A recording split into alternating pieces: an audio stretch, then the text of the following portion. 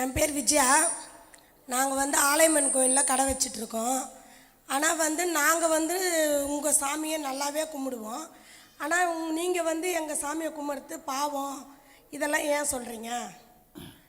ஒரு அழகான கேள்வி தான் கேட்டிருக்கிறாங்க. இப்போ நாங்கள் உங்களுடைய இதெல்லாம் நாங்கள் வணங்கி கும்பிட்டுக்கிறோம். முஸ்லீம்கள் என்ன செய்கிறீங்க, எங்களுடைய சாமி கும்பிட மாட்டேங்கிறீங்க. நீங்கள் சொல்கிற அல்லாவை கும்பிட்றதுல எங்களுக்கு மறுப்பு கிடையாது, நாங்கள் கும்பிட்ற மாதிரி நீங்கள் ஏன் கும்பிட மாட்டேங்கிறீங்க அப்படிங்கிறது ஒரு கேள்வி. முதல் விஷயம் இதில் எது சரின்றதை நம்ம யோசிக்கணும். முஸ்லீம் செய்கிறதை விட்டுருவோம், நீங்கள் செய்கிறதை விட்டுருவோம். இப்போ ஒருத்தரை கும்பிட்றதா இருந்தால் கடவுளை கும்பிடணும். கடவுளை கும்பிட்றதா இருந்தால் கடவுள் என்பவர் நம்மை விட மேலே இருக்கணுமா, நமக்கு சமமாக இருக்கணுமா, நம்ம கீழே இருக்கணுமா? கண்டிப்பாக நம்மளோட மேலே இருக்கணும். கடவுள் நம்ம நினைக்கிறதா இருந்தால் எல்லா வகையிலையும் நம்மளை விட மேம்பட்டவராக இருக்க வேண்டும். இப்போ நம்ம இதை நான் கும்பிட்றேன்னு சொன்னால் இது நான் பேசுகிறத கேட்காது, நான் சொல்வதை இது புரிந்து கொள்ளாது, எனக்கு இது பதில் தராது. இந்த மைக்கை நான் கும்பிட்றேன்னு வைங்களேன், இதுக்கு எனக்கு இருக்கிற அறிவு இதுக்கு இருக்குதா? இல்லை. நான் பேச முடியும், இதுக்கு பேச முடியாது. நான் காதில் கேட்க முடியும், இது காது கிடையாது, கேட்க முடியாது. எனக்கு மூளை இருக்குது, இதுக்கு மூளை கிடையாது. அப்போ நம்ம ஒன்றை கும்பிடுவதாக இருந்தால் அது நம்மளை விட பவர் கூடுனதாக இருக்கணும். இஸ்லாம் சொல்ல நீங்கள் பார்க்காதீங்க, நீங்கள் வணங்குறதையும் பார்க்காதீங்க, இதை ரெண்டையும் விட்டுருவோம். நம்ம பொதுவாக சிந்தித்து பார்த்தோம் என்று சொன்னால் நம்ம கடவுள்னு ஒரு அந்தஸ்தை ஒருத்தர் கொடுப்பதாக இருந்தால் அது எப்படி நம்மளை விட கீழே உள்ளதாக இருக்க முடியும்? இப்போ நம்மளாக ஒரு வடிவத்தை உண்டாக்கி கொடுக்குறோம். அந்த வடிவத்தை உண்டாக்குனது யார்? கடவுளே வானத்தில் இறக்கினாராத? இல்லை. நம்மளாக ஒரு வடிவத்தை உண்டாக்கி கொண்டு இவர் கடவுள் அப்படிங்கிறோம். அப்படின்னு நம்ம தாயோ தகப்பனோ ஊரில் உள்ள 4 மக்களோ யாரோ சொல்லியிருப்பாங்களே தவிர அது எப்படி கடவுள்? நீங்கள் தானே அதை உண்டாக்குனீங்க. நீங்களாக ஒன்றை தயார் செய்து கொண்டு, அப்படி தயார் செய்தது கூட அது ஏதாவது பவர் உள்ளதாக இருக்கானா? அப்படியும் இல்லை, பவர் உள்ளதாகவும் இல்லை. நம்மளால் இல்லாத ஒன்றை இருப்பதாக நம்மளால் நினைத்து கொண்டு கடவுளே என்னை காப்பாற்ற நம்ம கேட்குறோம். அப்படி கேட்கும் பொழுது அப்போ இஸ்லாம் என்ன சொல்லுதுன்னா, அறிவை கொண்டு சிந்திச்சு நீ என்ன செய்ய, எந்த காரியத்தையும் செய்யின்னு சொல்லுது. இப்போ நாங்கள் அல்லான்னு ஒருத்தனை வணங்குறோம். அல்லாவுக்கு உருவம் எப்படின்னு தெரியாது, ஆனால் எப்படி நாங்கள் நம்புகிறோம்? அவன் பவர்ஃபுல்லானவன், எங்களோட சக்தி உள்ளவன், அனைத்தையும் பார்த்து கொண்டிருக்கிறான். நாங்கள் அவனை பார்க்காவிட்டாலும் அவன் எங்களை பார்த்து கொண்டிருக்கிறான். ஒவ்வொரு அணுவும் அவனுடைய கண்ணுக்கு தெரியாமல் அசைய முடியாது. ஒரு மரத்தில் ஒரு இலை கீழே விழுந்தாலும் அதை அவன் அறிந்து கொண்டிருக்கிறான். எல்லா பிரார்த்தனை அவன் காதில் விழுகிறது. நம்முடைய நன்மை தீமைகளெல்லாம் பதிவு செய்து அதற்கு பரிசோ தண்டனை கொடுப்பான் என்று நம்பும் பொழுது நம்மளோட ஒரு கடவுளை பார்க்காவிட்டாலும் மனசால் நாங்கள் வரித்திருக்கிற அந்த கடவுள் ஒரு சூப்பர் பவர், அது மாதிரி சர்வசக்தி உள்ள ஒருவன் என்று நாங்கள் நினைக்கக்கூடிய நேரத்தில் அதுக்கு பணிவதில் அர்த்தம் இருக்கிறது. பணிகிற அந்த மேலே உள்ள ஆள் தானே பணியணும்.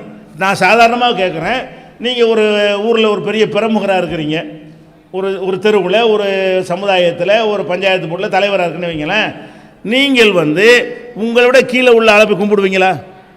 பஞ்சாயத்து போர்டு தலைவராக இருக்கிறவர் தன்னையும் மற்றவங்க மதிக்கணும்னு நினைப்பாரே தவிர அவர் என்ன செய்யக்கூடாது, மற்றவங்கெல்லாம் தன்னை மதிக்கணும் அப்படிங்கிற மாதிரி என்ன செய்யக்கூடாது, மற்றவங்களை நான் மதிக்க நினைக்க மாட்டார்.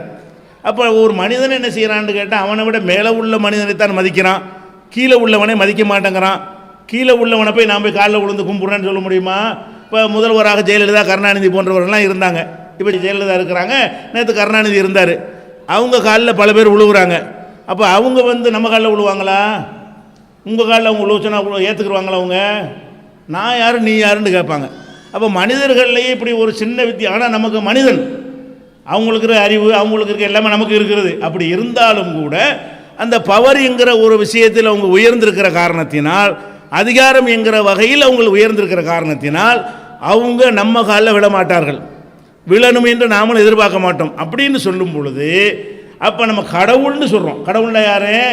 நமக்கு எல்லாத்தையும் தரக்கூடியவர், சர்வசக்தி உள்ளவர், நம்ம கோரிக்கை நிறைவேற்றக்கூடியவர், அப்படிங்கிறது தான் கடவுள் என்று ஒரு பக்கம் சொல்லி கொண்டு ஒரு வடிவத்தை நம்ம வைத்து கொண்டு இதுதான் கடவுளுங்கிறோம். இது எப்படி இது சரியாக வரும்? அறிவுப்படி சிந்திச்சு பார்த்தோம் என்று சொன்னால் சரியாக வருமா என்று சொல்லி முஸ்லீம்கள் நாங்கள் ஒதுக்கிறோம். உங்களை தடுக்கிறது கிடையாது. நீங்கள் உங்களுக்கு புரிந்து நீங்கள் சரின்னு பண்ணால் நீங்கள் செஞ்சுட்டு அது குறுக்க நாங்கள் வர மாட்டோம், அதை விமர்சிக்கவும் மாட்டோம். நீங்கள் கேட்டதுக்காக சொல்கிறோம், நாங்கள் ஏன் செய்யலை என்று கேட்டீர்களேயானால் நாங்கள் பார்க்குறோம் இது இப்படி கடவுளாக இருக்க முடியும். கடவுள் இல்லையே, நம்ம யாரோ ஒருத்தனை செஞ்சான், ஒரு சிற்பி தான் உட்காந்து செதுக்கி செய்கிறான், அல்லது ஒரு மோல்டு பண்ணி செய்கிறான். ஏதோ 2 மனித தொழிலாளிகள் தான் என்ன செய்கிறாங்க, அதை உருவாக்குகிறார்கள். உருவாக்கி முன்னாடி வரைக்கும் ஒரு சாதாரண சிமெண்டாகவோ கல்லாகவோ தான் இருக்கிறது. ஒரு வடிவத்தை அவர் கொடுக்குறார்கள். கொடுத்தோன்னே கடவுள்னா எப்படி ஆகும்? என்னத்தை நம்ம பார்த்துட்டு அதுலேருந்து எக்ஸ்ட்ரா பவர் என்ன பார்த்தோம்? ஒன்றும் பார்க்கவும் இல்லை. அதுலேருந்து என்னத்தையாவது பார்த்து நம்பினா பரவாயில்லை, ஒன்றையும் நம்ம பார்க்கவும் இல்லை. இல்லாத ஒன்றை இருப்பதாக நம்மளாக ஒரு கற்பனை பண்ணி கொண்டு செய்யும் பொழுது அதை எல்லாரும் செய்யணும்னு எதிர்பார்க்கலாமா? சரின்னு நினைக்கிறவங்க நீங்கள் செய்யுங்க. அது சரியில்லைன்னு நினைக்கக்கூடிய ஒரு முஸ்லீமும் அதை வணங்கணும்னா அது எப்படி சரியாக வரும்? அது நாங்கள் யோசிக்கிறோம், எப்படி நம்ம நல்லா தெரியுமே, இது எப்படி ஒத்துக்கிற முடியும், இது எப்படி நம்ம கடவுளாக்க முடியும் அப்படிங்கிற மாதிரி நாங்கள் நினைத்து என்ன செய்கிறோம். அது அடுத்ததாக எல்லா மதங்கள்லையும் கடவுள் ஒருத்தன் சொல்லப்பட்டிருக்கிறது பேசிக்காக. பிறகு தான் பல கருத்துக்களை திணித்து விட்டார்கள். ஒன்றே குலம் ஒருவனே தேவன். குலம் ஒன்று தான், எல்லாம் மனித குலம் தான், ஜாதியெல்லாம் கிடையாது. நம்ம எல்லாரும் ஒரே குலம் தான், தேவன் ஒருவன் தான். இதான எல்லா காலத்திலையும் உள்ளது. ஆதி காலத்திலிருந்து உள்ளது என்ன? கடவுள் ஒருத்தன் என்பது தான். அப்போ ஒன்றே குலம் ஒருவனே தேவன் என்கிற ஒரு கான்செப்டை மனசில் வைத்து பார்த்தீர்களே, ஆனால் ஒரு வடிவம் தானே இருக்கணும் கடவுளுக்கு. ஒருத்தன் தான் கடவுள் ஆயிடுச்சு. அந்த கடவுள் ஒருத்தனாக இருப்பானே ஆனால் எல்லாரும் கும்பிட்றதும் ஒரு வடிவத்தில் தான் இருக்க வேண்டும். ஒருத்தர் ஆணாவோட கும்பிட்றாரு, ஒருத்தர் பெண்ணாக கும்பிட்றாரு, ஒரு சின்ன பிள்ளையாக கும்பிட்றாரு, ஒருத்தர் பெரியாளாக கும்பிட்றாரு, ஒருத்தர் மனித வடிவத்தில் கும்பிடுகிறார், இன்னொருத்தர் வேறு வடிவத்தில் அதை கும்பிடுகிறாரு. இப்படி பலவிதமானதாக இருக்கும். ஏன்னா இது யார் கடவுள்? ஒரு கடவுளுங்கிறோம். அந்த கடவுளுடைய வடிவம் இதுதான் என்று சொன்னோம். ஒன்றை காட்டணுமா இல்லையா? ஒன்று காட்ட முடியலையே. நிறைய காட்டினா என்ன தெரிகிறது? யாரோ கற்பனையில் உருவாக்கி இருக்கிறார்கள் என்று தான் தெரிகிறது. அப்போ நிறைய இல்லைன்னு விளங்குறது. இன்னும் சொல்ல போனால் அந்த சித்தர்கள் பாடல் கூட நீங்கள் பார்க்கலாம். நட்டகல்ல தெய்வம் என்று 4 புஷ்பம் சாற்றியே சுற்றி வந்து மோனமோனொன்று சொல்லும் மந்திரம் ஏதடா, நட்டகல்லும் பேசுமோ நாதன் உள்ளிருக்கையில் சுட்ட சட்டி சட்டுவோம் கரிச்சுவை அறியுமோ.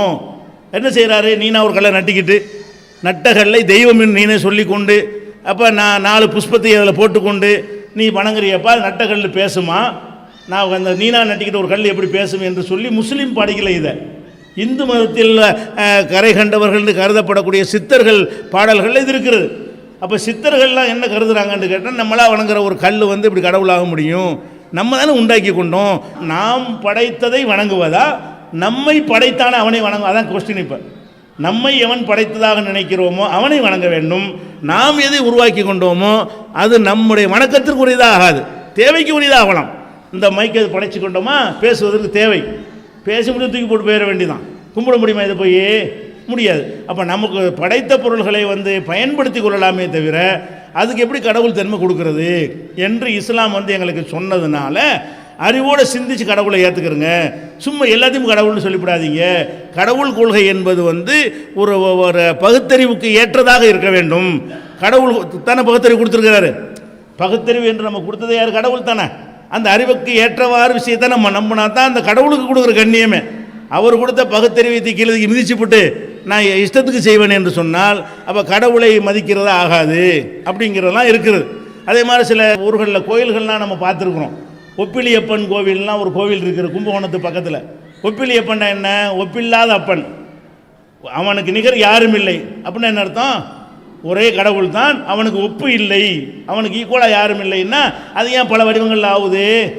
பிற்காலத்தில் உள்ளவங்க இஷ்டத்துக்கு செய்ய ஆரம்பிக்கிறார்கள்.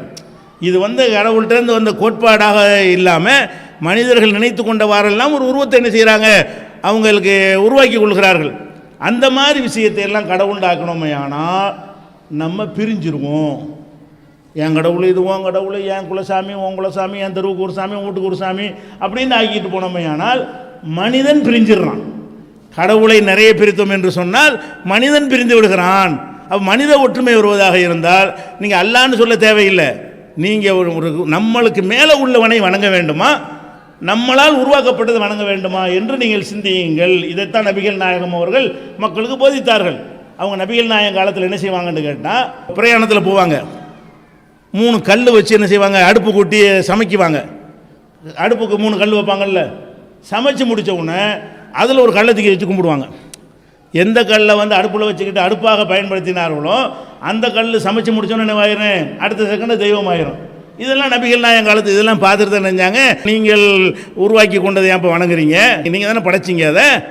அப்படி குர்ஆனில் கூட சில வசனம் இருக்கிறது, நீங்கள் யார் வேணாலும் வணங்கிட்டு போங்க. அப்படி வணங்கக்கூடியவர்களுக்கு பிடிக்கின்ற கைகள் இருக்கிறதா குர்ஆன் கேட்குறது. கை மாதிரி செஞ்சு வச்சுருக்கிறீங்க, அந்த கை பிடிக்குமா? என் கை பிடிக்குதுல்ல, உங்கள் கை பிடிக்க வேண்டியது பிடிக்குமில்ல. நாம் ஒரு வடிவமாக சமைச்சோம் என்று சொன்னால் அந்த கைகள் பிடிக்குமா? பிடிக்காது. அந்த கால்கள் வந்து நடக்குமா? நடக்காது. கால் மாதிரி செஞ்சு வச்சுருப்போம், அந்த கால் நடப்பதற்கு உதவுமா?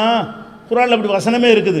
அலகும் ஐதீன் எப்துசு நபிகா, அவர்களுக்கு பிடிக்கக்கூடிய கைகள் இருக்கின்றனவா? அம்லகும் அர்ஜுனுன் எம்சு நபிகா, நடப்பதற்குரிய கால்களாவது இருக்கிறதா? பேசுவதற்கு அம்லகும் ஆதானும் எஸ்மு நபிகா, கேட்பதற்குரிய செவி இருக்கிறதா? செவி மாதிரி செஞ்சு வச்சுருக்கிறோம், அந்த செவி கேட்குமா? ட்ரம் இருக்கிறதா? அதில் கேட்பதற்கான அம்சம் ஏதாவது இருக்கிறதா என்று நபிகள் நாயகம் அவங்க காலத்தில் சிலை வழிபாட்டாங்க இல்லையா? அந்த மக்களை நோக்கி நபிகள் நாயகம் கேட்டார்கள். அதுக்கு தான் அடி உதைக்கலாம் ஆளானார்கள். ஆனாலும் அந்த மக்கள் புரிந்து திருந்து இணைஞ்சாங்க, சரி நமக்கு மேலே உள்ளதை நம்ம வணங்க வேண்டும் என்ற ஒரு நிலைக்கு வந்து விட்டார்கள். அப்படி ஒரு தான் சரி என்று ஏற்றுக்கொண்ட நாங்கள் எப்படி நீங்கள் அதை வணங்கணும்னு கேட்கலாம்? நீங்கள் உங்களை வந்து நாங்கள் தடுப்பதோ நாங்கள் விமர்சிக்கிறே கிடையாது. நீங்கள் ஏன் வணங்கலன்னு கேட்டதற்காக வேண்டி நாங்கள் ஏன் அதை செய்ய முடியாது என்றால் நாங்கள் ஒரு கோட்பாடில் நாங்கள் சிந்தித்து பார்த்து இதுதான் சரி என்று நாங்கள் ஒரு மார்க்கத்தை ஏற்றிருக்கிறோம். அந்த மார்க்கத்தில் அது இல்லைங்கும் போது என்ன செய்ய முடியாது, அதை நீங்கள் எதிர்பார்க்க முடியாது. உதாரணம் அவ்வளோ வேண்டியதில்லை. இப்போ பிரதானமாக 2 கட்சி இருக்குது, திமுக அண்ணா திமுகன்னு இருக்குது. அதிமுகவுக்கு வந்து தலைவராக ஜெயலலிதா இருக்கிறாங்க, திமுக தலைவராக கருணாநிதி இருக்கிறாங்க. இப்போ வந்து திமுக காரர் ஒருத்தர் அவர் பாக்கெட்டில் ஜெயலலிதா படத்தை வச்சுக்கிட்டு அப்படி தெரிகிற மாதிரி கருணாநிதி முன்னாடி போனால் என்ன ஆகும்? இவர் திமுக ஆள் சீட்டு கேட்க போகிறாரு, உள்ளாட்சி எனக்கு ஒரு சீட்டு வேணும்னு பாக்கெட்டில் என்ன படம் வச்சுருக்காரு? ஜெயலலிதா படம் வச்சுருக்காரு, மெல்லிசான சட்டை, அந்த படம் தெரியுது கருணாநிதிக்கு. என்னுடைய எனக்கு சீட்டு தாங்க கொடுப்பாரா? சீட்டு தர்றதா உன்னை கட்சியில் வச்சுக்கிறதான்னு பேசணும், யோசிக்கணும். அதே மாதிரி ஜெயலலிதாவுடைய சேர்ந்த ஒருத்தர் அப்படியே மாற்றி போனார்னு வைங்க, கருணாநிதி படத்தை வச்சுக்கிட்டு ஜெயலலிதா முன்னாடி போக முடியுமா? இப்போ மனிதர்கள் என்ன செய்கிறாங்கன்னா ஒன்றை நம்ம ஏற்றுக்கொண்டோமே ஆனால் சரியாக ஏற்றுக்கொள்ள வேண்டும். என்னை ஏற்றுக்கிட்ட நீ அதை எப்படி ஏற்றுக்கிறவ அப்படின்னு கேட்குறார்களே. அதை விட இது முக்கியமானது இல்லை. நீ ஒரு இறைவனை ஏற்றுக்கிற, ஒரு இறைவன்கிற, அப்புறம் எப்படிப்பா நீ பல இறைவன் வருதுன்னு இறைவன் கேட்க மாட்டானா? மனிதனை கேட்குறானே, மனிதனை அப்படியெல்லாம் திங்க் பண்ணுறானே. அந்த ஒரு காரணத்தினால நாங்கள் என்ன செய்வதில்லைன்னு கேட்டால் ஒரு இறைவனை தான். அதனால் உங்கள் மேலே வெறுப்போ சண்டையோ இது மத நல்லிணக்கத்துக்கு எதிரானதும் கிடையாது. நீங்கள் என்ன செய்ய புரிஞ்சுக்கிறேன்னு, எப்படி புரிஞ்சுக்கிறேன்னு இப்போ உதாரணமாக புரிந்து கொள்வதற்காக நான் சொல்கிறேன். இது ஒரு கசப்பாக எடுத்துக்கொள்ளாமல் இதை எப்படி நீங்கள் எடுத்துக்கொள்ளலாம்? நம்ம சமூகத்தில் சில பேர் சைவ உணவு சாப்பிடுவாங்க, சில பேர் ரெண்டையும் சாப்பிடுவாங்க. அசைவம் சாப்பிட்றவனுக்கு சைவம் பஞ்சாயத்து கிடையாது. அப்போ அசைவத்தையும் சைவத்தையும் சாப்பிடக்கூடிய ஒரு கூட்டம், சைவம் மட்டும் சாப்பிடக்கூடிய கூட்டம் இருக்கிறது. இப்போ சைவம் சாப்பிட்றவரும் அசைவம் சாப்பிட்றவரும் ஒரு ஃப்ரெண்டு, நண்பர்னு வச்சுக்கிடுவோம். அப்போ என்ன செய்கிறாருன்னா சைவம் சாப்பிட்றவரை கூட்டிகிட்டு போய் விருந்து கொடுக்குறாரு. என்ன விருந்து கொடுக்குறாரு? அவர் சாம்பாருக்கு அதான் கொடுப்பாரு. சைவம் சாப்பிட்றவர் வந்து என்ன அசைவம் சாப்பிட்றான்னு வைங்களேன், என்னை கூட்டிகிட்டு விருந்து வந்தாருன்னா என்ன விருந்து கொடுப்பாரு? அவர் சாம்பார் உருளைக்கிழங்கு கத்திரிக்காய் போட்டு இதை தருவார். நான் சாப்பிட்டு வந்துட்டேன். சரி, நான் விருந்து கொடுக்குறேன் அவருக்கு. நான் வந்து என்ன செய்வேன்? பிரியாணி சாப்பிடுவேன், அது சாப்பிடுவேன், எல்லாம் சாப்பிடுவேன், செக்ஷன் 65 வச்சு வாங்காண்டா அவர் ஒத்துக்குருவாரா? ஏன்டா என்னை மதிக்கிறா இருந்தால் நான் சாப்பிட்ற உணவு நீ கொடுப்பியா? நீ சாப்பிட்றது எனக்கு தருவியான்னு கேட்பறா இல்லையா? அவர் சாப்பிட மறுத்துடுறாரு. நான் வந்து ஒரு ஐயர் எனக்கு ஃப்ரெண்டாக இருக்கிறாரு, அவர் விருந்து கழிச்சிட்டு போய் நான் பலவிதமான முட்டை மீன் வறுவலை எல்லாத்தையும் வைத்து சாப்பிடுங்க, இதுதான் நாங்கள்லாம் விரும்பி சாப்பிட்றோம் அப்படின்னு சொன்னால் அவருடைய நிலை என்னவா? நட்புன்னு எடுத்துக்கொள்வாரா? அவர் வந்து அதை வேறு மாதிரி எடுத்துக்கொள்வாரா? அவர் ஏற்றுக்கிற முடியாது. ஏன்னு கேட்டால் அசைவம் சாப்பிட்றவனுக்கு சைவம் அசைவம் எல்லாம் ஓகே, அவனுக்கு பஞ்சாயத்தே கிடையாது. சைவம் சாப்பிட்றவனுக்கு இதை சாப்பிடணும் இதை சாப்பிடக்கூடாதுன்னு ஒரு லிமிட் அவனுக்கு இருக்குது. அவன் ஒரு வட்டத்தை போட்டு கொண்டு இருக்கிறான், இவனுக்கு வட்டம் இல்லை. அப்போ வட்டம் இல்லாதவங்க எல்லாத்தையும் சாப்பிட்றது, நான் உன் சாம்பார் நான் சாப்பிட்டேன்ல, என் பிரியாணி நீ சாப்பிட்னு கேட்க முடியுமா? உன் சாம்பாரை சாப்பிட்டேன்னு சொன்னால் என் பாலிசியில் உள்ளது சாப்பிட்டேன், நான் பிரியாணியும் சாப்பிடுவேன், நான் சாம்பாரையும் சாப்பிடுவேன், எனக்கு அந்த பாலிசி கிடையாது. அதே மாதிரி வந்து நீனும் சாப்பிட்னு கேட்க முடியுமா? அப்படி எடுத்துக்கொள்ள வேண்டும். ஒரு இறைவனை வணங்குறவங்க வந்து அதை தாண்டி வரமாட்டாங்க. பல இறைவனை வணங்கும் போது நாகூர் ஆண்டவரை சேர்த்துக்கிறோங்க, அதையும் சேர்த்துக்கிறோன்றீங்க. நீங்கள் வந்து இப்போ நாகூர் ஆண்டவரை வணங்கிட்டு போவோம், ஏசா எதையும் வணங்கிடுவோம், எல்லாத்தையும் சேர்த்துக்கிறோன்னு வந்துடுவாங்க. ஏன்? அவங்க வந்து பிராடாக இருக்கிறார்கள், கடவுள் கொள்கையில் வந்து ஒரு பரந்த ஒரு தன்மையில் இருக்கிறார்கள், அவங்களுக்கு எல்லாத்தையும் ஏற்றுக்கொள்ள முடியும்.